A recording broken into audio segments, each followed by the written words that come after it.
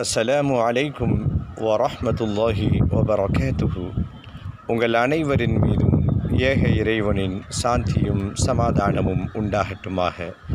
சிந்தனைக்கு சில மணித்துளிகள். இஸ்லாமிய மார்க்கம் வணக்கசாலிகளை மட்டும், வெறும் வழிபாட்டாளர்களை மட்டும் உருவாக்குவதில்லை. அதோடு சேர்த்து நல்ல பண்புடையவர்களையும் நல்ல பண்பாட்டாளர்களையும் இஸ்லாம் உருவாக்குகிறது.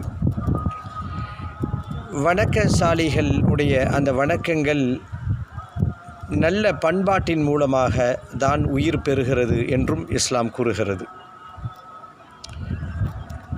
இஸ்லாம் கூறுகின்ற ஒரு அழகிய பண்பு, நம்மிடத்திலே இருக்க வேண்டிய ஒரு பண்பு, நம்மை விட்டும் தொலைந்து போன ஒரு பண்பு.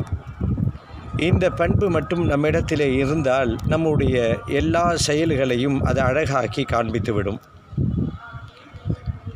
நமக்கெல்லாம் இலகுவாக விளங்கணும் என்பதற்காக ஒரு அறுசுவை உணவை உவமையாக வைத்து ஒரு செய்தியை உங்களுடைய கவனத்திற்கு கொண்டு வருகிறேன். அறுசுவை உணவு அப்படின்னாவே நமக்கு பிரியாணி ஞாபகத்துக்கு வரும்.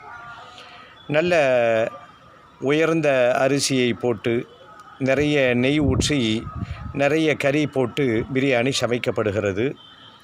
இருந்தாலும் அதை சுவைப்பவர்கள் தூ என்று துப்பி விடுகிறார்கள். என்ன காரணம் என்று பார்த்தால், அந்த உணவில் உப்பு சேர்க்கப்படவில்லை. உப்பில்லாத பண்டம் குப்பையிலே என்று சொல்லப்படுவதைப் போல, நான் கூறுகின்ற அந்த பண்பு இல்லாத மனிதர்கள் குப்பைக்குத்தான் செல்ல வேண்டும். அது என்ன பண்பு? மார்க்கம் சொல்லுகிறது, இறைவன் மென்மையானவன், மென்மையை விரும்புகிறான். நம்மிடத்திலே மென்மை என்ற அந்த ஒரு பண்பு வந்துவிட்டால், அந்த பண்பின் மூலமாக நம்முடைய எல்லா செயல்களும் அந்த மென்மையை அலங்கரித்து காட்ட ஆரம்பித்துவிடும். மென்மையானவர்கள் கோபம் கொள்ள மாட்டார்கள். மென்மையானவர்கள் வீண் வம்புக்கும் தும்புக்கும் செல்ல மாட்டார்கள். கிட்டத்தட்ட நம்முடைய கேரக்டரை 22 கேரட் தங்கமாக மாற்றுகின்ற அந்த பண்பு மென்மை பண்பு. இஸ்லாம் இந்த மென்மையாளர்களை அல்லாஹ் விரும்புகிறான் என்று ஊக்கப்படுத்துகிறது. நபி ஸல்லல்லாஹு அலைஹி வஸல்லம் அவர்கள் மென்மையாளர்களாகவே இருந்திருக்கிறார்கள்.